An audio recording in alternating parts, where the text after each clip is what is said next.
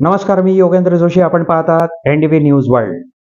3 आठवड्यांपूर्वी काँग्रेस पक्षाचे प्रमुख नेते राहुल गांधी यांच्या आदिवासी न्याय यात्रेचं औचित्य साधून जाहीर सभा नंदुरबारला आयोजित केली गेली आणि गांधी घराण्यातल्या प्रमुख व्यक्तीच्या जाहीर सभेने निवडणूक प्रचाराला नंदुरबारपासून शुभारंभ करण्याची परंपरा महाराष्ट्र काँग्रेसकडून यंदाही कायम राखली गेली. काँग्रेस पक्षाच्या कार्यकर्त्यांमध्ये त्यामुळे किती जोश निर्माण झाला हे अद्याप स्पष्ट झालेलं नाही, परंतु एकीकडे राहुल गांधी हे नंदुरबारमध्ये त्या जाहीर सभेत आदिवासींना न्याय मिळवून देण्याची जाहीर गॅरंटी देत होते आणि त्याचवेळी दुसरीकडे आदिवासी चळवळीचा प्रमुख चेहरा म्हणून एकेकाळी ओळख असलेले काँग्रेसचे माजी मंत्री तथा तळोदा विधानसभेचे माजी आमदार ॲडव्होकेट पद्माकर वळवी हे मुंबईत काँग्रेसचा हात सोडून भारतीय जनता पार्टीत प्रवेश करीत होते. एका अर्थाने पद्माकर वळवींचं ते पक्षांतर राहुल गांधी यांच्या आदिवासी न्याय यात्रेला प्रश्नचिन्ह लावून गेलं. शिवाय नंदुरबारच्या महाराष्ट्र विकास आघाडीला देखील मोठा धक्का देणारं ठरलं. त्याच्या पाठोपाठ उद्धव ठाकरे यांच्या शिवसेनेचे विधान परिषद सदस्य आमशा पाडवी यांनीही उद्धव ठाकरे यांच्या शिवसेनेला सोडचिठ्ठी दिली आणि एकनाथराव शिंदे गटाच्या शिवसेनेत प्रवेश घेतला.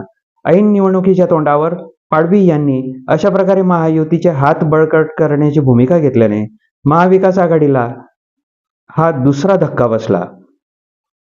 या दोन्ही नेत्यांच्या पक्षांतरामुळे आता पुढे काय घडेल आणि काय बिघडेल, कोणत्या विधानसभा मतदारसंघात कोणाचं समीकरण बदलेल त्या अंदाज मांडणाऱ्या चर्चा सध्या रंगल्या आहेत. माजी मंत्री पद्माकर वळवी आणि विधान परिषद सदस्य आमशा पाडवी यांच्या पक्षांतरामुळे कुठले आणि कोणते समीकरण बदलेल यावर विचार करताना हे आवर्जून लक्षात घ्यावं लागेल की एकेकाळी काँग्रेसच्या प्रभावात असलेले आदिवासींचं एक गठ्ठा मतदान आपल्या प्रभावात आणण्याचा प्रयत्न भारतीय जनता पार्टीने या माध्यमातून चालवलेला आहे. आदिवासी विकास मंत्री नामदार डॉक्टर विजयकुमार गावित यांच्या आणि खासदार डॉक्टर हिना गावित यांच्या रूपाने समस्त आदिवासी मतदारांवर प्रभुत्व राखणारं प्रभावी नेतृत्व एकनाथराव शिंदे फडणवीस सरकारकडे म्हणजे भाजपा शिवसेना महायुतीकडे आधीच उपलब्ध आहे. असं असताना महायुतीने माजी मंत्री पद्माकर वळवी आणि विधान परिषद सदस्य आमशा पाडवी या दोन्ही नेत्यांचा प्रवेश घडवला. यामागे दुर्गम भागातल्या आदिवासींचं एक गठ्ठा मतदान महायुतीकडे वळवण्याचं गणित असावं हे स्पष्ट आहे. कारण माजी मंत्री पद्माकर वळवी आणि आमदार आमशा पाडवी हे दोन्ही नेते आदिवासी चळवळीच्या विचारांना पुढे नेणारे नेते आहेत. आदिवासी विद्यार्थी संघटनेच्या माध्यमातून राजकीय व्यासपीठावर आलेले पद्माकर वळवी हे आदिवासी एकता परिषदेसारख्या संघटनांना आणि आदिवासी महासंघाला देखील बळ पुरवताना याच्यापूर्वी दिसलेले आहेत. दुर्गम भागातल्या आदिवासी समूहांमध्ये पकड ठेवणारा चेहरा म्हणून त्यांच्याकडे पाहिलं जातं. डिलिस्टिंग विरोधातले मोर्चे असो किंवा मणिपूरमधील हिंसाचाराच्या पार्श्वभूमीवर काढण्यात आलेला निषेध मोर्चा असो, त्या प्रसंगात आमदार आमशा पाडवी यांचंही त्या समूहावरील नियंत्रण लोकांना पाहायला मिळालं आहे. मोदी सरकारला आणि भाजपाला अपेक्षित असलेली या समूहांची अनुकूलता मिळवून देणारं डॅमेज कंट्रोल या दोन्ही नेत्यांना आता करून दाखवावं लागेल. त्यांच्या पक्षांतराला तसले संदर्भ असू शकतात असंही काही जाणकारांचं म्हणणं आहे. दरम्यान माजी मंत्री पद्माकर वळवी यांनी भाजपात जाण्याची ही भूमिका अचानक घेतली असं म्हणता येत नाही, कारण मागील 1-1.5 वर्षापासून त्यांच्या भारतीय जनता पार्टीतील प्रवेशाविषयी जाहीरपणे चर्चा घडत आली आहे. काँग्रेसला अच्छे दिन यावे याची प्रतीक्षा करून थकलेल्या आणि काँग्रेसला आणखी काही वर्ष भवितव्य नाही हे समजून चुकलेल्या अनेक काँग्रेस प्रेमींपैकी पद्माकर वळवी एक आहेत.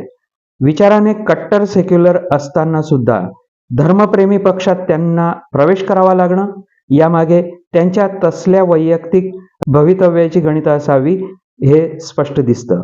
या म्हणण्याला आधार असा की ते काँग्रेस पक्षात समाधानी नसल्याचं काही वर्षापासून दिसत होतं.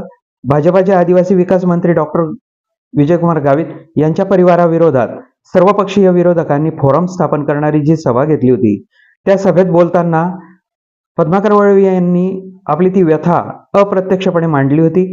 एकनाथराव शिंदे गटाच्या शिवसेनेचे प्रमुख नेते माजी आमदार चंद्रकांत रघुवंशी असो की काँग्रेसचे माजी मंत्री ॲडव्होकेट के.सी. पाडवी असो, यांच्यापैकी कोणाचाही आपल्याला आधार मिळाला नाही. जिल्हा परिषदेची सत्ता सांभाळत असताना आम्हाला स्वकीयांचाच त्रास भोगावा लागला अशा अर्थाची टिप्पणी सुद्धा पद्माकर वळवी यांनी जाहीरपणे केली होती. एका अर्थाने ते पक्षाच्या उंबरठ्यावर असल्याचे संकेत वारंवार देत होते.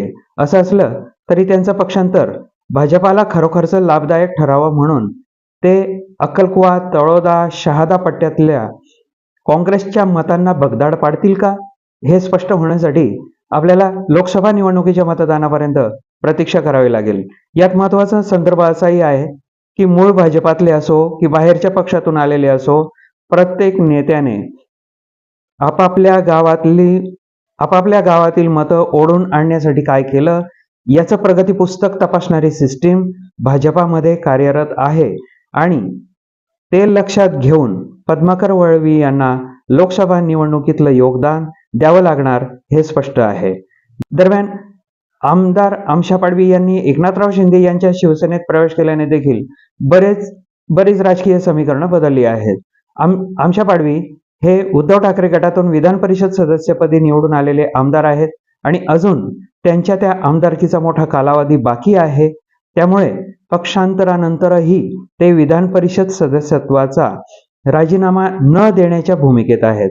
त्याउलट अक्कलकुवा विधानसभा मतदारसंघातून येत्या निवडणुकीत आपले चिरंजीव शंकर पाडवी यांना आमदारकी लढवायला ते उभे करतील असं म्हटलं जात आहे.